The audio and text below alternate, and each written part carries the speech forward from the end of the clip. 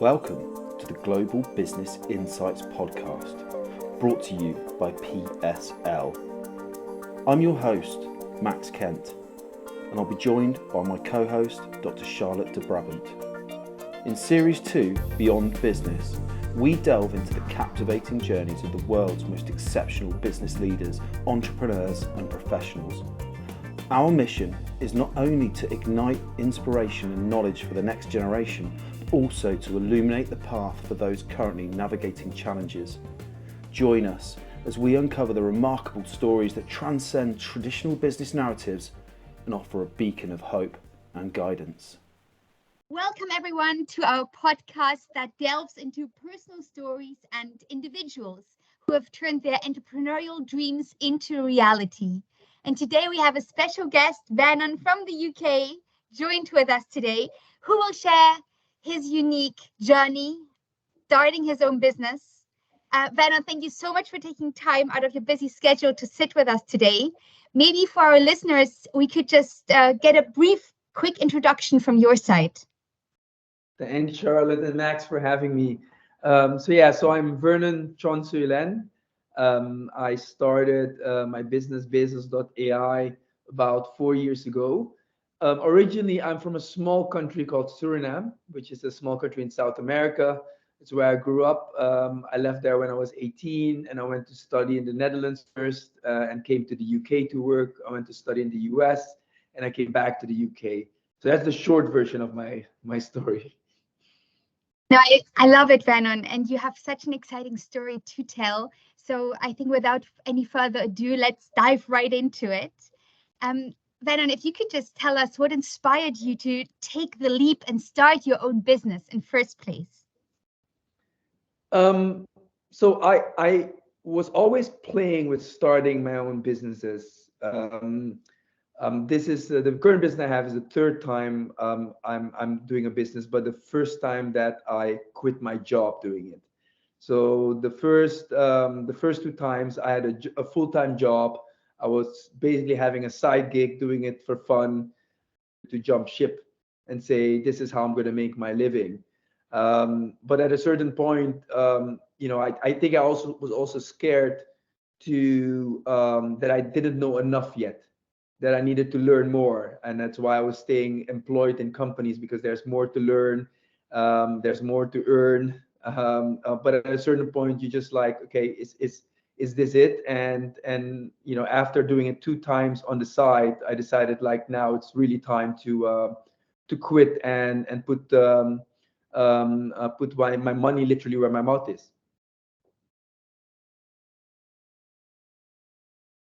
Fantastic. Thanks, Vernon. So just following on from that, could you sort of walk us through a bit more the initial moments when the idea for your business was born, do you think, please? So I always have a lot of different ideas for different businesses. I've always had them there, but so let me think. Like my first business was an events business, and where we're basically organizing, get-togethers, parties during the day, and from there, I was thinking my second business was we already have these customers or these connections. How can we build another business on top of it? And that idea, then I had an idea about a chef at home business. This is a long time ago. We're talking 2013, 14 or something like that. So more than 10 years ago. I was still employed. I was in consulting at that time. And at a certain point, I had moved to Zipcar, the car sharing company. And at that time, I was, playing with that chef at home idea, which was live. It was an operational business, but I realized it wasn't going to scale. So it was the idea was great, but it was not going to scale. And I was thinking, what other business can I start? And I was because I was at Zipcar, which is about car sharing. I was thinking about things in the mobility space. And one thing that at that time, so thinking again, this is 2015, 16. I started thinking about scooter sharing and bike sharing, which is what you have now. Lucky or unlucky, at that time, Amazon approached me the Amazon logistics team approached me for a role, and I was literally just going to work for one more year to make money, to save money, and to start my own business, which was going to be in scooter sharing or bike sharing. And I decided to I was going to work for one more year anyway. Let me go to Amazon. Let me make the money there, because they made me a very attractive offer from a financial point of view. Um, and when I went to Amazon in that one year, the whole bike sharing and scooter sharing thing took off. So and I realized, like, okay, I had a great idea, I just missed the boat. And so while I was at Amazon, I was constantly thinking, like, what else can I build a business on? And at that time, I then went back thinking, where do I have experience?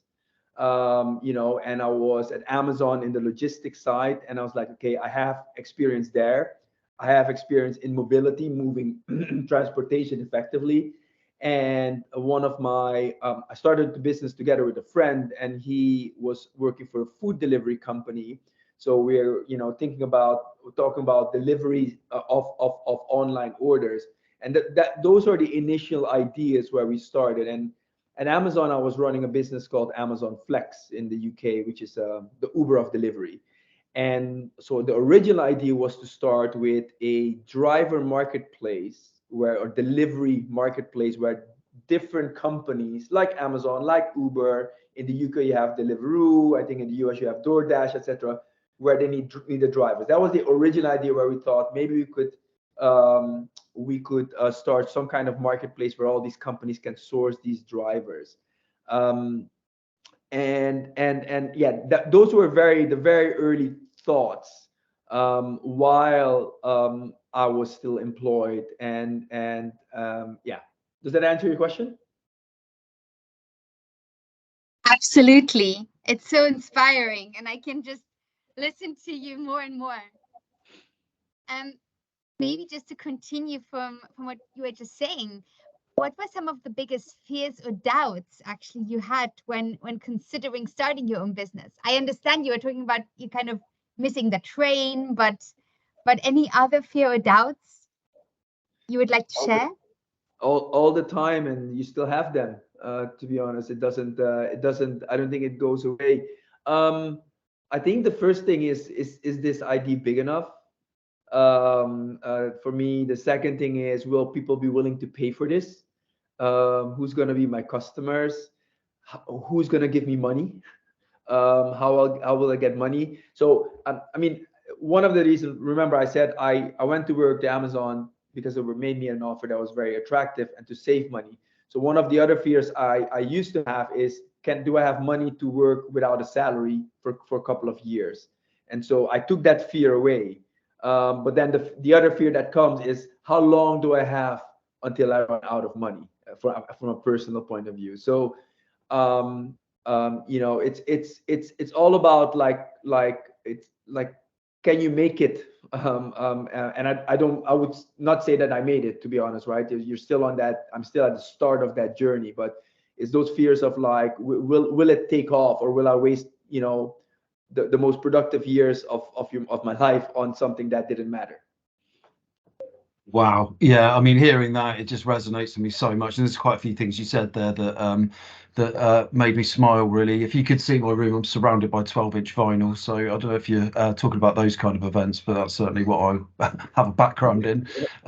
Also, a few months back, I went to Austin, Texas, and spent the whole time looking for vinyl records on a Lime scooter. So absolutely loved the technology. I mean, it's just I live in a rural location, so we don't get them around here. But being able to get on a scooter and just tap your card on it and off you go is fantastic. So I loved all the technology, and really smiling when I'm hearing some of those things you were saying there. Wanting to go on to the next question, really, which is around validating that business idea. And for me, just riding around on a scooter made me think, what a great idea.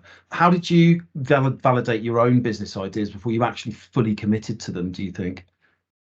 Yeah, so the business that I eventually started, business.ai, so we do fulfillment, which is the storage, picking, packing, delivery for e-commerce brands. So people that sell stuff online, on their own website, built with Shopify or any other, or WooCommerce, or selling on Amazon, and somebody needs to take care of the boring part in the back end, the storage, pick, pack, deliver, and that's what we take care of for e-commerce sellers. Um, when we start basically trying to speak to potential customers, and people say this, and and speak to customers, and actually our idea, remember, our first idea was more around the delivery driver marketplace. Then I realized like that on its own is going to be very complicated, and then we started thinking about same day delivery.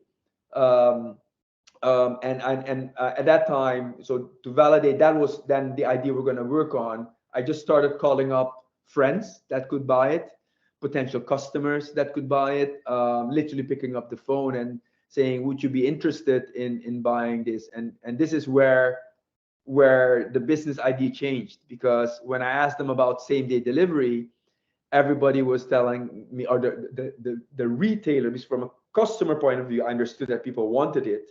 um, but from a retailer point of view, or e-commerce seller point of view, when I called them, every single one of them told me, why are you talking about same day delivery? I just want reliable fulfillment. Like, there's no good fulfillment out there, that can help my e-commerce business. And I realized that same delivery is priority number, I don't know, 50 if not 100 on their list. It was really picking up the phone to potential customers. And the original idea, as I mentioned, was more about a delivery driver marketplace. And so picking up the phone and speaking to people that would use us for that, that was one.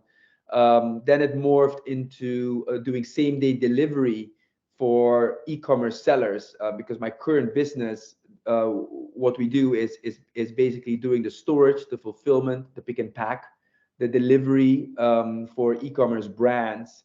And the idea was same day delivery doing for them, which wasn't really being offered. So I basically picked up the phone and spoke to potential customers and asked them, hey, is this something that you would be willing to pay for? Or is this a problem that you have today? Because I thought that was a problem. And it turned out that same day delivery was not their top priority. From a consumer point of view, from the buyers, the people that buy it, it might look like they want it, but for the e-commerce sellers, it was not their biggest problem. It turned out it was just reliable fulfillment, and that's where they were looking, for a solution. So my idea did, morph into a different version, eventually, to what it is today. And that's really by picking up the phone and speaking to potential customers, because if I would have started with my first idea, I probably would not have been in business today. Thank you so much for sharing. And maybe just going back to the first time when you had your business idea and you wanted to bring into reality, what were some of the first steps you took then when you started with your idea, and how did you go about? The first steps, so after speaking to, actually trying to meet more customers, right? So speak to more customers.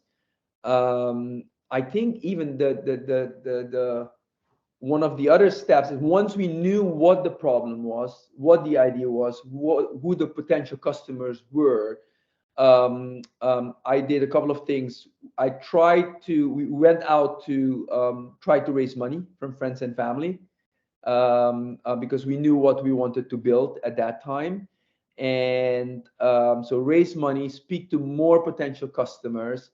I was trying to win customers before we were building anything. So with the idea, I was trying to win investors and customers. Those were the first two things. Building our platform, the technology, was only the third step.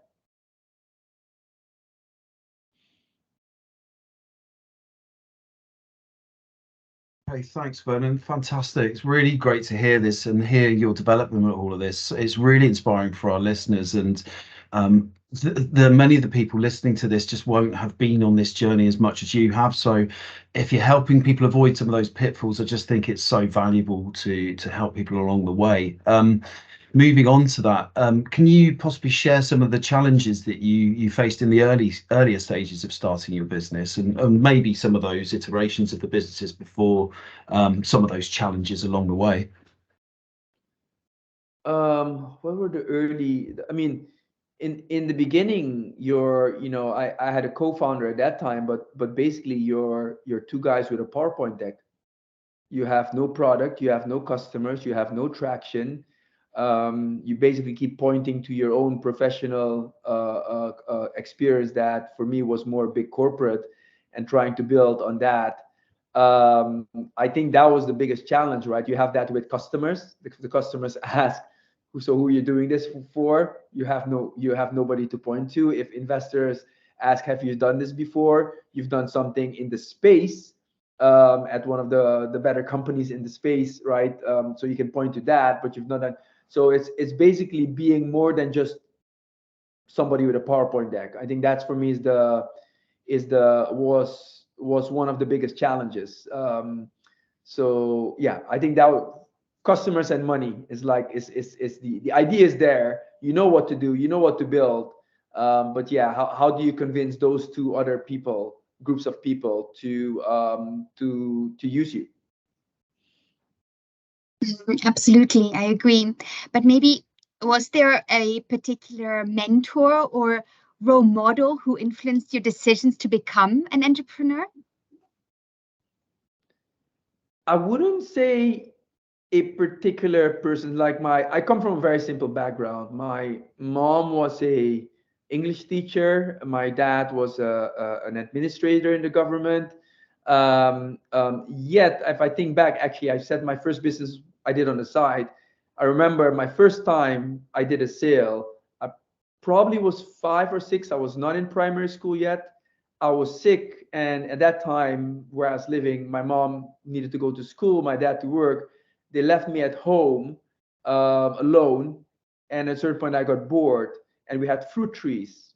Okay, and so I literally went to the garden, picked some fruits, and put them on a little stall outside the house and sat next to it. And I couldn't even count.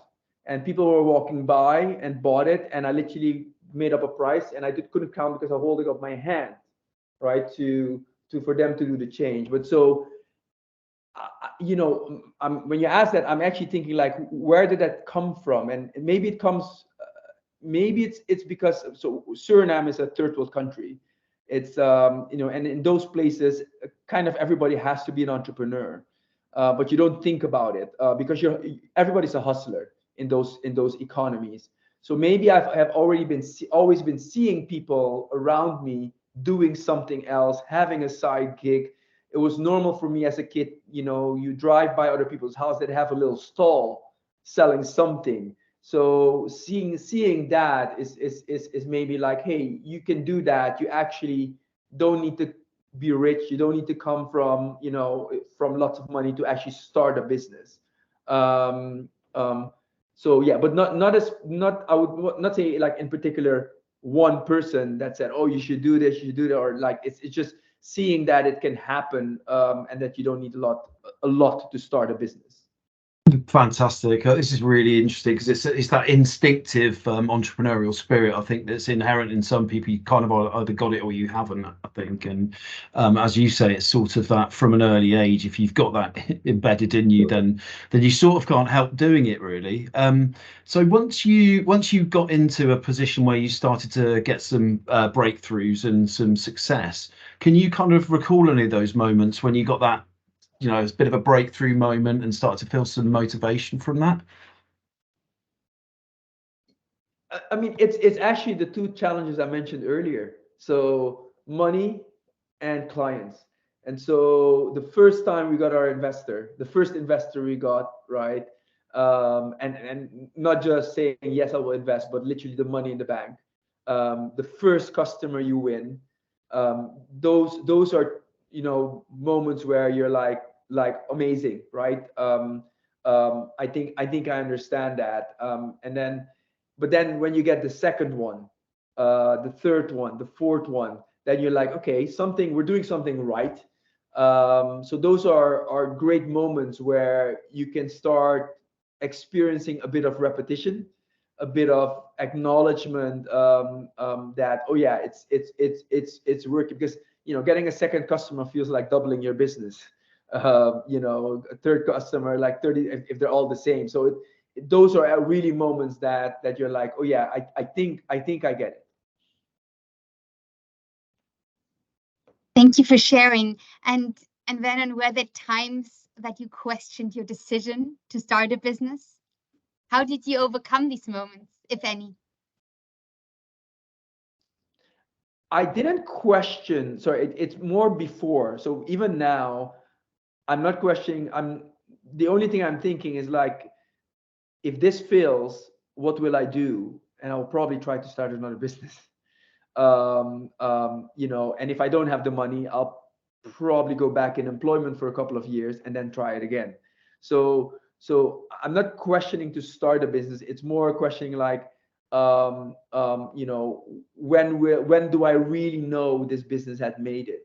And before it was really like, will this business make it? So you question all the time. But it's not about, for me personally, it was not about, was it the right decision to start a business? If I think back, I should have started way earlier. Right? It's not like you're never done learning. There's always more to learn, but you can learn in different ways. And I could have started with hindsight, right? But yeah, to start a business for me on its own was not a question. It's more like when, and what will I do if this fails, or what will I do if this is successful? I love that. So you back yourself every time, and I think that's the right way to look at it, isn't it? It's just, even if you're going back into work, it's always with that end goal of starting another business. That's a temporary thing.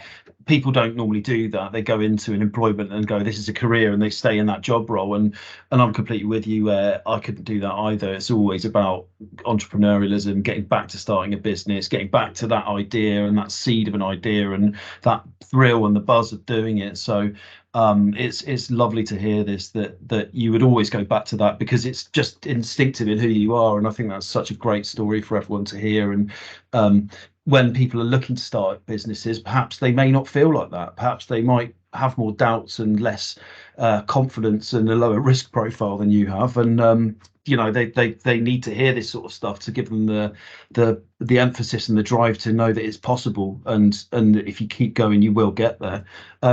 Just before we close off, it's been a fantastic podcast. Have you got any sort of final thoughts or anything on anything we've spoken about here, or any other messages you'd like to leave for our listeners? For me, starting a business, you mentioned, I think you mentioned the word journey, and that triggered a thought. Like, for me, it's like an adventure, and so adventures can be scary as well. So it could be scary, it could be exciting, but I try to see it as an adventure. You don't know exactly how it's going to go. You don't know exactly where you're going to end up. So what you kind of need to get comfortable with is just being uncomfortable, and finding solutions every time you're in an uncomfortable situation. Some of them are not going to be pleasant. They have not always been pleasant, and that still will continue to come. It's just how you deal with that. So that adventure mindset, I think, is or being open to it. Being open to that journey, that adventure, I think is important. And everybody, the questions you asked were important, right? You're talking about a mentor. I don't have a particular mentor, but you need help along the way, right? Everybody needs help. I still need help. I will still need help 10 years from today, or whatever, 20 years from today. So that help can be advice from people that have done it before. It can be in with you. It can be friends that are willing to work for free with you, but everybody needs help. And so try to find help where somebody can give you that help in any form that you need it is critical, because on your own, You're not going to cross a big adventure or a big desert or a big ocean. You need people to help you do that. I couldn't agree more with you. Thank you, Vernon, for your time today and sharing all your incredible insights towards your entrepreneurial journey with us. And I think these has been very valuable insights. And Absolutely. also to our listeners, thank you once again for joining into this episode. Every entrepreneurial story is unique, and we look forward to having you next time. Thank you, Charlotte. Thank you, Max.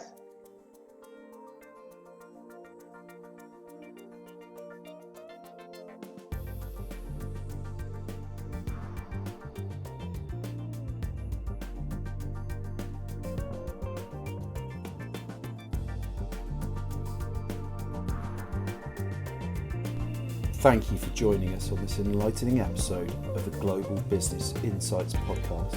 Stay tuned for more inspiring stories and valuable insights that will continue to guide and uplift you on your journey.